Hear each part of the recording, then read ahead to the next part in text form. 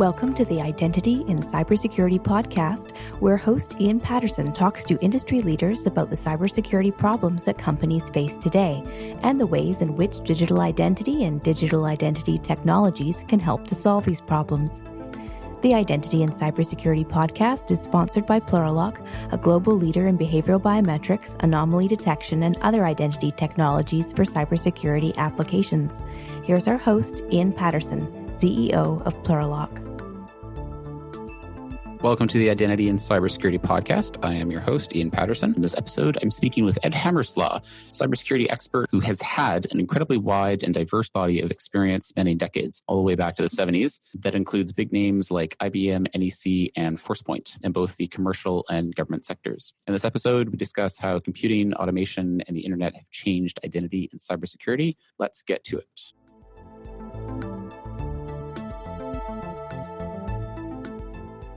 Ed, welcome to the program. Thank you, Ian. Pleasure to be here. How did you actually get started in cybersecurity? In the mid-90s, I moved back to the East Coast from California, having lived out there for almost 20 years. And I was given responsibility for a software company that had a federal division. And that was in the early 90s. Although my parents spent some time in the government, and I was born and raised in the Maryland area, I hadn't actually done government work. When I was at IBM, it was all 100% commercial in the manufacturing and hospitality industries and things like that. So I got to learn the federal business. I inherited day one some flag officers that worked for me, as well as some very experienced federal folks. So I got to learn easily from them. That was a company back then called KnowledgeWare, and then ended up taking over Informix Federal. And then took a hiatus from the government business for a little while, went into healthcare with Johnson & Johnson and Visa. And then I got involved in a company in the early 2000s called Trusted Computer Solutions.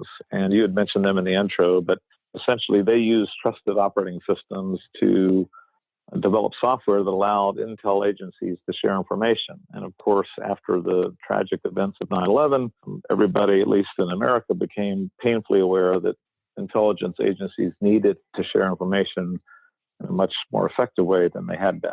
That business started the evolution into a trusted Linux and building software tools that allowed agencies to share information. And that company eventually got acquired by Raytheon back in 2010.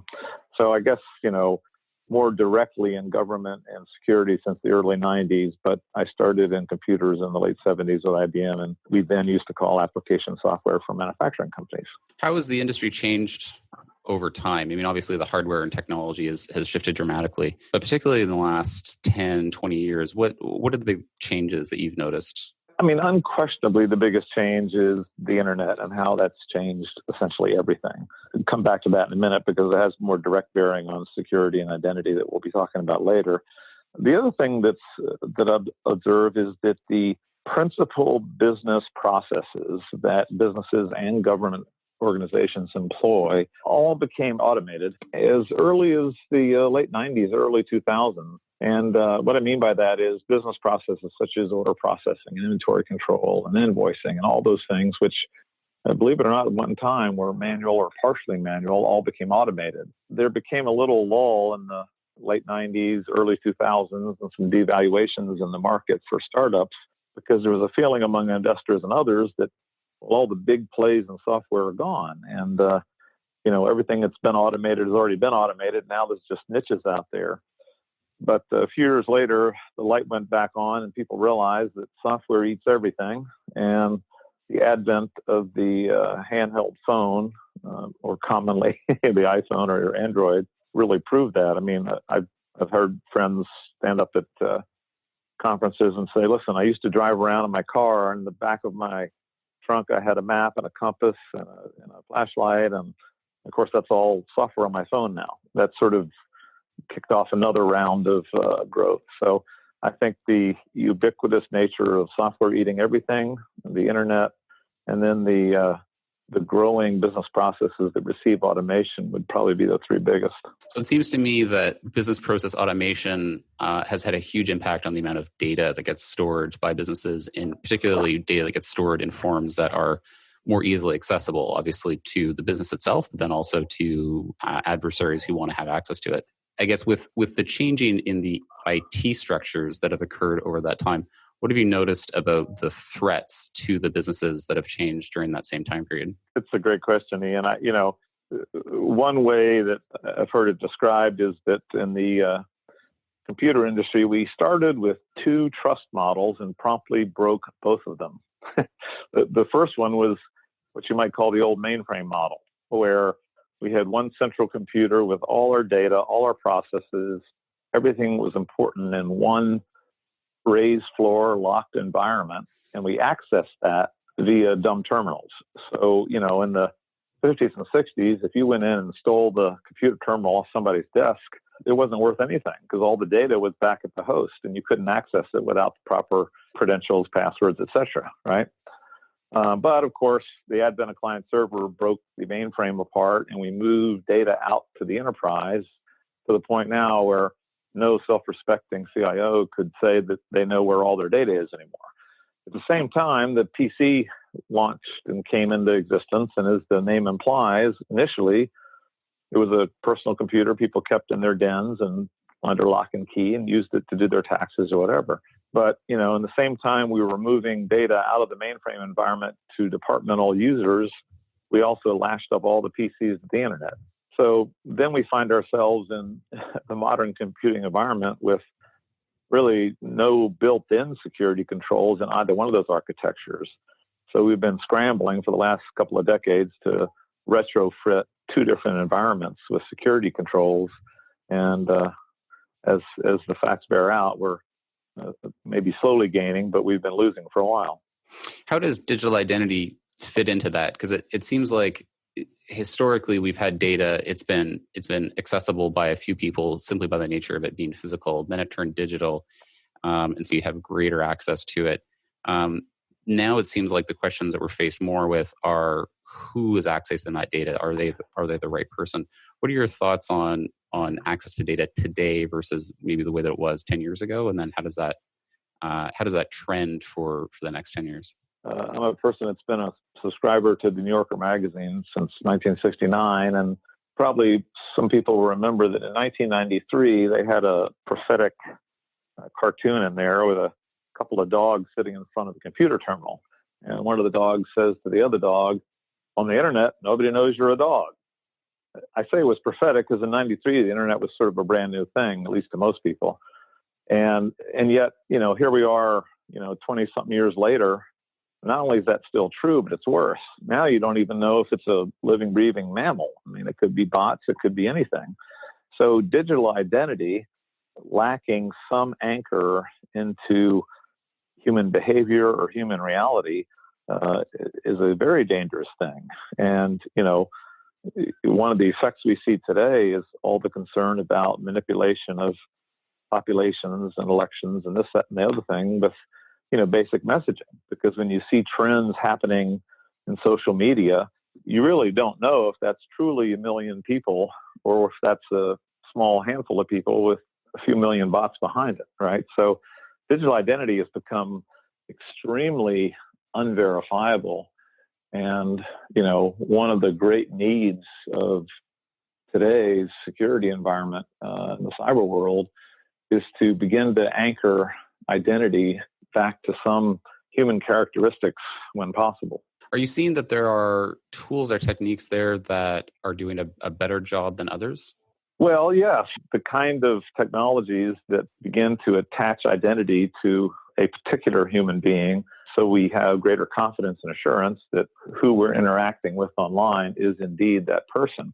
The wonderful thing about these particular technologies, not only do they have the potential to dramatically increase the level of assurance and security for transacting over the internet, but they also have the effect of adding convenience to the user experience, which is very unusual in the security world. I think for the past 20 years or so, the more we add security to the internet, typically the more inconvenient it becomes. Witness digital certificates or RSA tokens or multiple passwords that have to change, long phrase words, et cetera, right? So not only is there a need to anchor identity into human characteristics so we know who we're dealing with, But the more we do of that, the more we can get rid of some of the cumbersome administrative activities that have creeped into our identity segments over the last couple of decades. It's interesting. We've seen quite a bit that there's always that inherent trade-off between convenience versus security. I think the other big driver, particularly within the customers that we've targeted historically, has been regulation. And so you have an increasing number of standards that organizations have to comply with. I mean, GDPR was a great example where there was an entire new class of software created as a result of GDPR coming into effect, even for organizations that didn't transact in Europe, right? That they still saw this was the coming wave of regulations, and so they had to be ready for that level of requirement to put on their systems.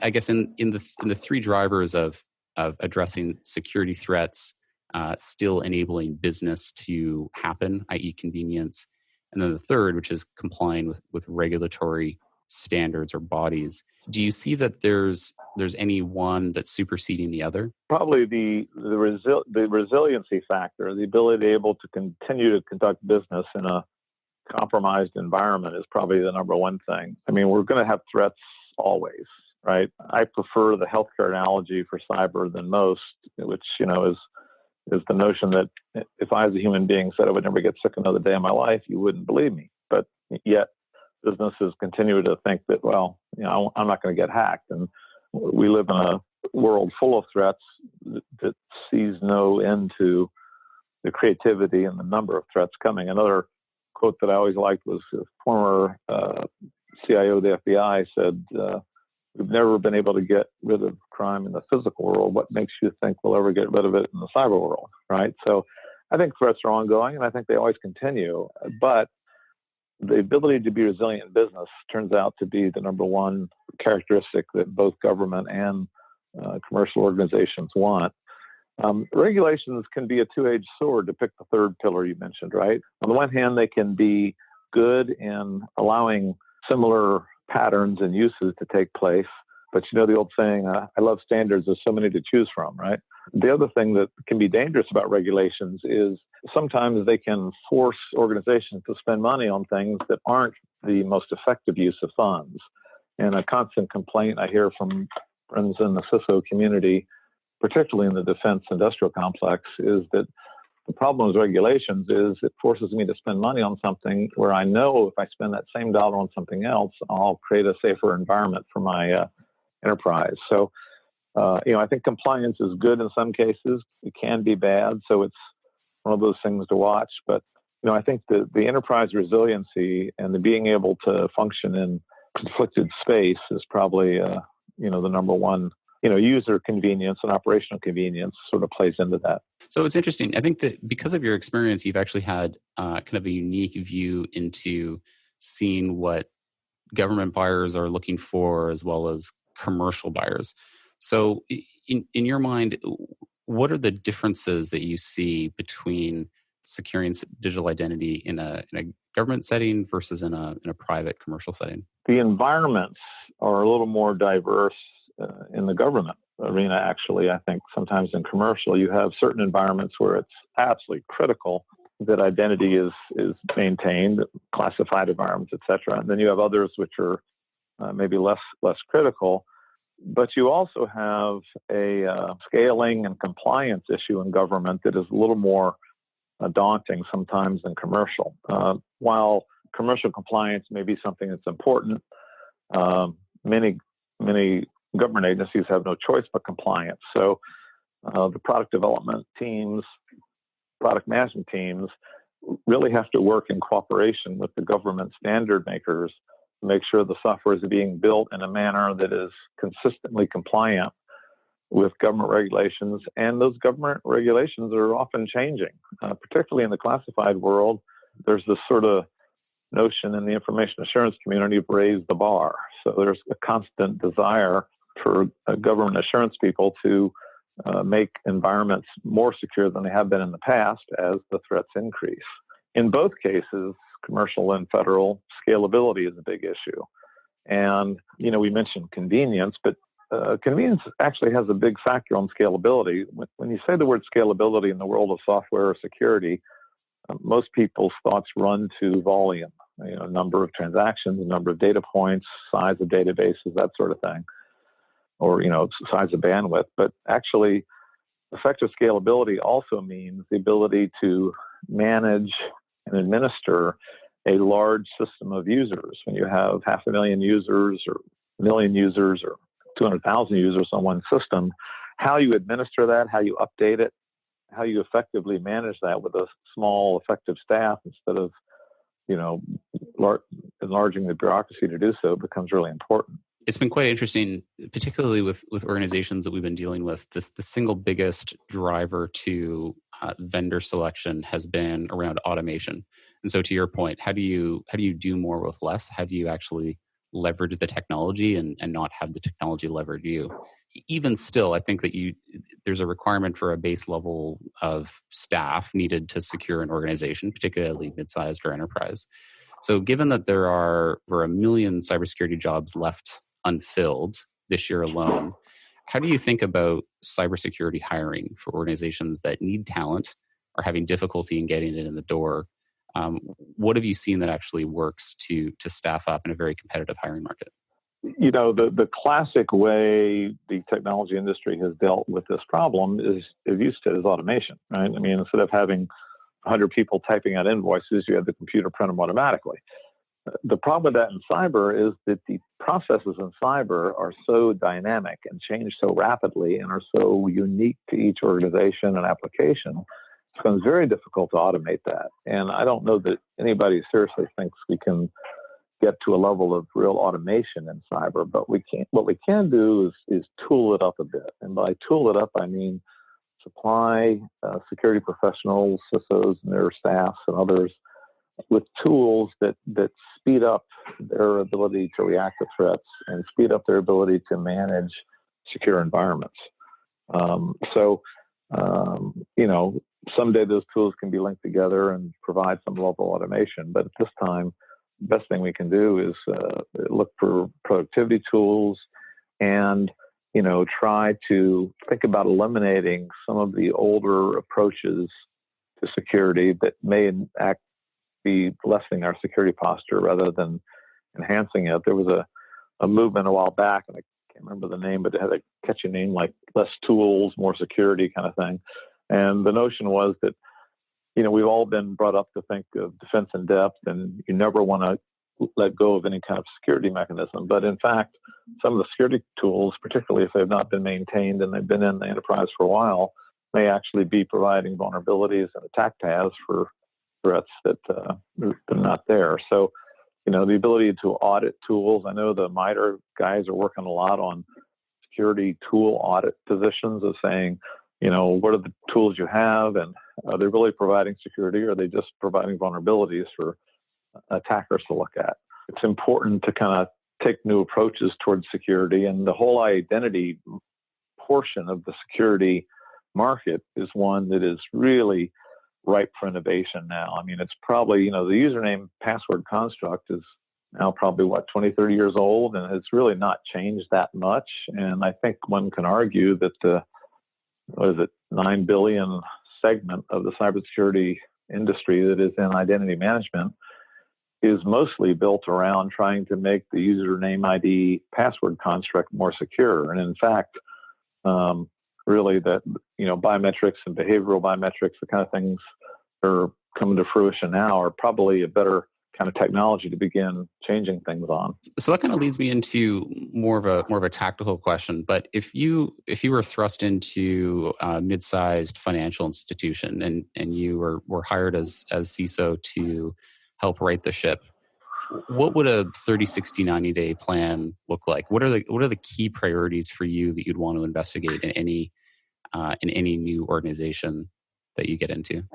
I mean, one of the first things to look at is, of the total security spend, especially with regard to tools and technologies, what percentage of that is on traditional perimeter security, and what percentage of that is dedicated to looking at internal networks that may be already compromised? And let me explain that a little bit. there's a philosophy of cyber. I mentioned the healthcare philosophy again, that says, it's pretty hard to keep people out of your network, but once they're in, it's easier to find them or prevent them from calling out and doing damage, right? And in fact, most big breaches, Sony, OPM, and others had 250 plus days of dwell time. So that means that, you got malware on your system now, right?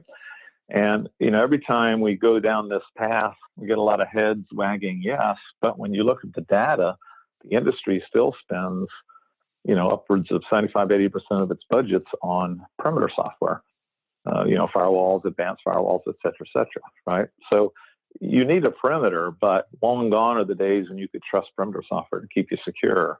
So today you need equal part investigating internal networks and their behavior to identify potential malware threats that are already in the system versus the traditional perimeter system. So I think step first one is to say, maybe that spend ought to be more around 50-50 instead of 80-20, right?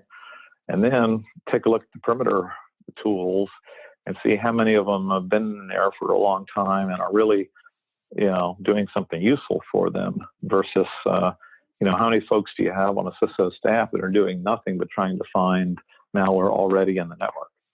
And that number is usually a lot less than it should be. So, Ed, let me ask you one final question, and I'll give you some air cover. You could answer this question either with direct experience or, quote, heard from a friend. But tell us, what is the highest stress cybersecurity incident that you've either been involved with or maybe heard from somebody else, and what were some of the lessons learned that you took from that? Well, probably the most critical and delicate security that I've been involved with has been in the areas that Trusted Computer Solutions covered during my time there, and also my time there while it was part of Raytheon. As I mentioned, that software is used to exchange classified information between different security levels.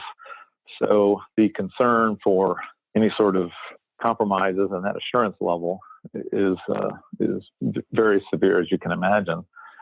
And interestingly enough, there is a very robust and very competent effort inside the government and the information assurance community to make sure that those systems are as uncompromisable as possible. And interestingly enough, when you're charged with the responsibility of running a business in that area, which I was, you kind of wake up every day realizing that if you don't pass the next internal information assurance test that the government has, you could literally be out of business, like tomorrow. So building tools that are under the constant scrutiny of our government information assurance community turns out to be a pretty stressful environment when, on the one hand, you've got a responsibility to grow a business and supply customers with tools they can use, but on the other hand, you have a responsibility and indeed a requirement to come up with products that pass a series of tests that you know nothing about prior to passing or sort of not passing the tests.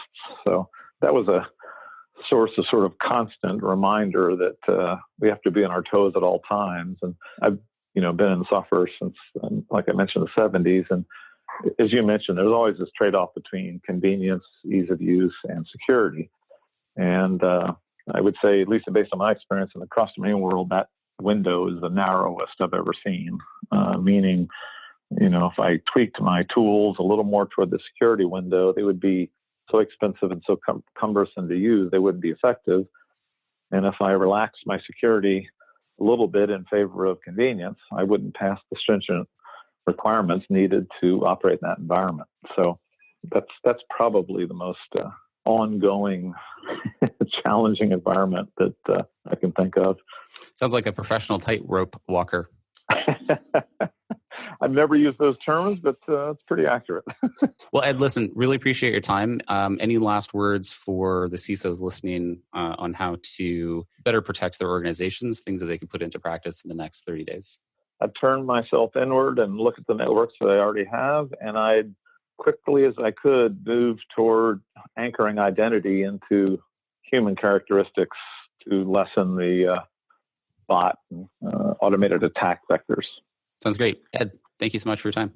All right. Thanks, Ian. Glad to be here. Thank you for joining us today on the Identity and Cybersecurity podcast, sponsored by Plurilock. Join us again next time for more insightful conversations about cybersecurity and digital identity in today's hottest industries. To learn more about behavioral biometrics and other advanced identity technologies, visit plurilock.com.